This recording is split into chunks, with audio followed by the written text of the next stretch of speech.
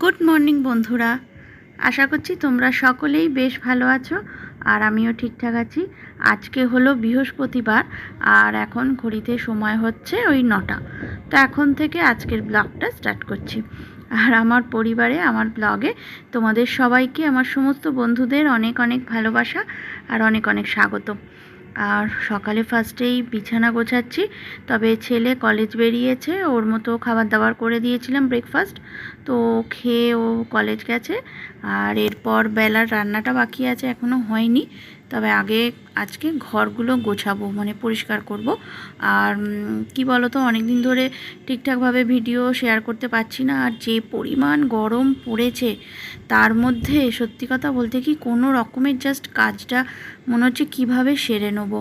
তো তখন আর ঠিকঠাকভাবে একটু রেডি হয়ে যে ভিডিও করব, তো সেটা একদমই পেরে উঠছি না, আর ঠিকঠাক সময়ও হচ্ছে না। আর তোমরা তো মোটামুটি যারা আমার রেগুলার ব্লগ দেখো তারা বুঝতেই পারছো যে কিছুদিন যাবৎ আমি মানে সব রকম দিক থেকেই ব্যস্ত ছিলাম। মানে যেহেতু আমার মায়েদের গৃহপ্রবেশ হলো, ওখানে শিফটিং হলো, এই সব কিছু নিয়ে মানে পুরো ব্যাপারটা একদম মানে প্রচণ্ড আমার কদিন ধরে পরিশ্রমও হলো, জানো তো।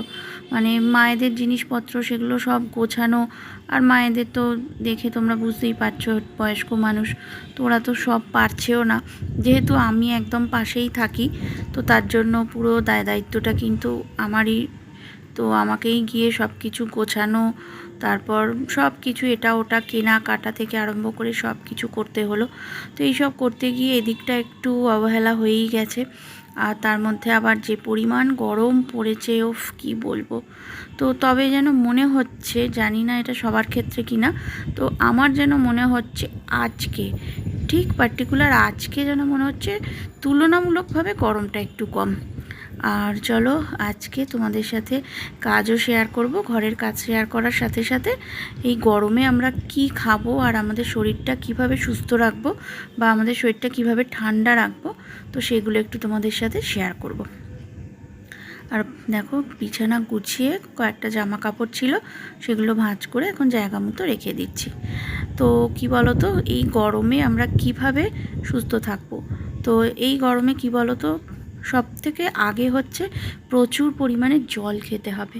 প্রচুর জল, মানে আমরা নর্মাল যা জল খাই তার থেকেও বেশি পরিমাণে জল খেতে হবে। আর যাদের ঘরে ফ্রিজ আছে তাদের তো খুবই সুবিধে, ফ্রিজে ঠান্ডা জল বসিয়ে রাখো, আর ঠান্ডা জল তার সাথে একটু করে নর্মাল জল মিশিয়ে খাওয়া ভালো। একদম ওই ফ্রিজের ঠান্ডা জলটা খেলে আবার তখন শরীর খারাপ হয়ে যাবে, মানে সর্দি হয়ে যাবে, ভেতর ভেতর সর্দি বসে যাবে, সেটা আবার একটা সমস্যার কারণ হবে। তার থেকে বরঞ্চ একটা গ্লাস রাখবে, আর গ্লাসে করে না, যে যাই বলুক, আমার ক্ষেত্রে এটা হয়, বোতলে যতই জল খাও না কেন গ্লাসে জল খাওয়ার কিন্তু একটা আলাদা আনন্দ, মানে একটা কি বলবো, তৃপ্তি। তো গ্লাসে করে ঠান্ডা জল তার সাথে নর্মাল জল মিশিয়ে বারবার খাও। আর নুন চিনির জল, বিশেষ করে সকালের দিকে তো বিশেষ করে এটা খাওয়ার প্রয়োজন। আর নুন চিনির পরিবর্তে কেউ কেউ গ্লুকন-ডিও খেতে পারো, যার ঘরে যেটা রয়েছে। তবে কি বলো তো, বাতাসা ভিজিয়েও জল খাওয়া যেতে পারে।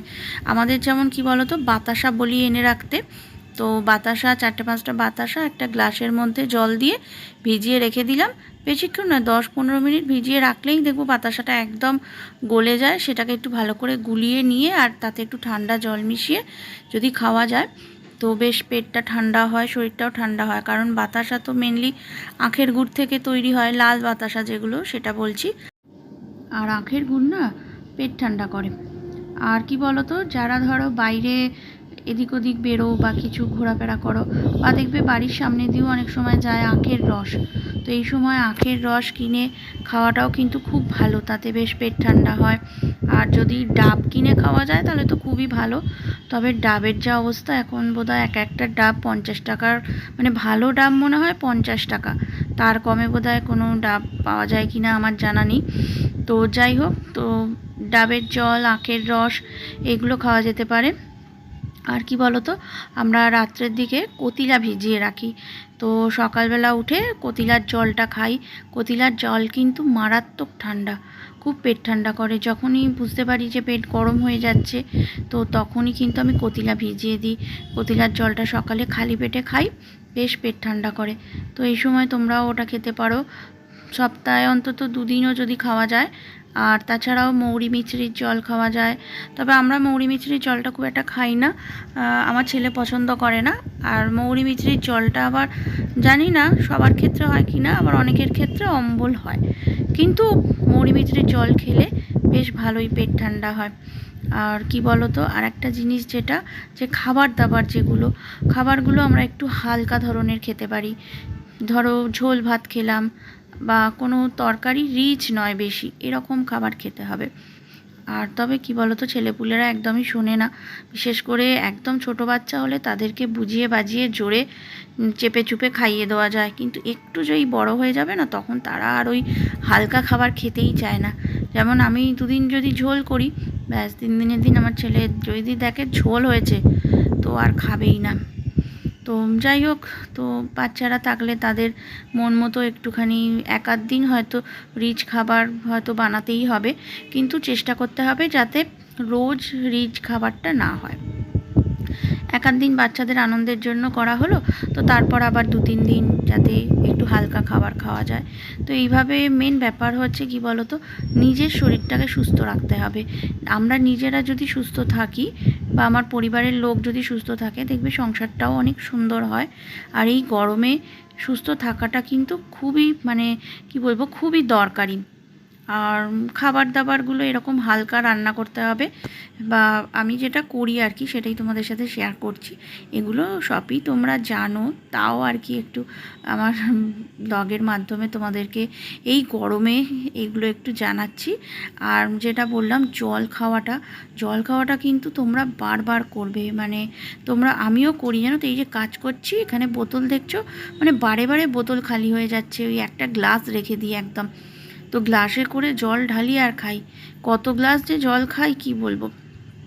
আর শুধু বোতলে জল খাচ্ছি তা নয়, এখন আবার যা অবস্থা জানো তো, মানে স্নান করব কি, জল পুরো তেতে আগুন। তো এখন ওই টাইমের জল একদম 2 লিটারের বড় বোতল ফ্রিজে ঢুকিয়ে রেখে দিচ্ছি। সেই জল আবার আগে থেকে বালতি করে জল তুলে রাখছি, রেখে সেই জলে স্নান করছি। কি করব, ট্যাঙ্কের জল পুরো একদম তেতে আগুন হয়ে যাচ্ছে। তখন যাই হোক, তো জল খাওয়াও হচ্ছে, আবার তার সাথে দেখো ঠান্ডা জলে স্নানও করতে হচ্ছে। কিচ্ছু করার নেই, মানে একদম জল তেতে আগুন। ওই জলে না স্নানই করা যাবে না, অন্তত একটু নর্মাল করলাম, তারপর চান করলাম, ঠিক আছে। তো এবার দেখো ডাইনিংটা গুছিয়ে নিচ্ছি, আর রান্নাটা বাকি আছে এখনও করিনি। আগে ঘরের কাজকর্মগুলো সব কমপ্লিট করব, তারপর কিন্তু রান্না করব। তো কি বলো তো, তোমাদের সাথে একটু অল্প কিছুই শেয়ার করলাম, মানে কিভাবে এই গরমে নিজের শরীরের যত্ন নেওয়া যায়। ওই হালকা খাওয়া দাওয়া করতে হবে, আর হালকা ধরনের খুব রিচ খাওয়া একদমই এই সময়টা অ্যাভয়েড করাই ভালো। তবে ওই যে বাচ্চাদের বায়না, বাচ্চা বলতে ওই মাঝবয়সীগুলো না বেশি দুষ্টু হয় জানো তো, একদম ছোটোগুলোর থেকেও। এবার দেখো ঘর ঝাঁট দিয়ে দিচ্ছি, আর ঘর ঝাঁট দিয়ে এবার ঘর মুছবো। আর একটা কথা বন্ধুরা, এই গরমে তোমরা সবাই খুব সচেতন থেকো। সবথেকে বড় কথা যেটা, এই দুপুরের দিকে, মানে এই ধরো 11টা থেকে মোটামুটি 4টে অবধি খুব গুরুত্বপূর্ণ কাজ না থাকলে বাইরে না বেরোনোই ভালো, ঘরে থাকাই ভালো। যে পরিমাণ গরমটা এখন পড়েছে সেই অনুযায়ী বলছি, কারণ সব জায়গায় না সতর্কবার্তা দেখছি যে দেখাচ্ছে যে এই সময় সানস্ট্রোক হওয়ার সম্ভাবনাটা খুব বেশি। তো কী বলো তো, এই গরমে আমরা কয়েকটা জিনিস যদি এইগুলো অবলম্বন করে ঠিকঠাকভাবে চলি, যেমন ওই যে খাবার ঠিক মতো, জল ঠিক মতো, শরীরটাকে ঠিক মতো ঠান্ডা করতে হবে, আর বেশি রোদ্দুরে যদি না বেরোই, তাহলে কিন্তু আমরা অনেকটা সুস্থ থাকতে পারবো এই গরমের মধ্যেও।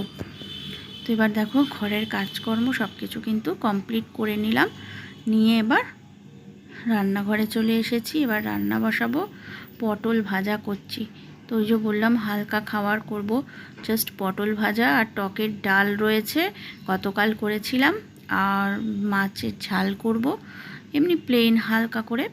আর তার সাথে আলু চোখা করব, মানে কি বলবো, ওই আলুটাকে সেদ্ধ করে পেঁয়াজ টিয়াজ দিয়ে সুন্দর করে মেখে ওই হালকা খাবার, ওই টকের ডাল, আলু ভাতে আর মাছের ঝাল। আর তার সাথে পটলগুলো ছিল, পটল ভাজা। এ দেখো পেঁয়াজ ভাজি আলু ভাতে দিয়ে মাখা হবে। আলুটা সেদ্ধ করে রেখেছি, এই যে প্রেশারে আলু সেদ্ধ করে রেখেছি, এটা দিয়ে মাখা হবে। ব্যাস এই হচ্ছে আজকে দুপুরের খাওয়া দাওয়া।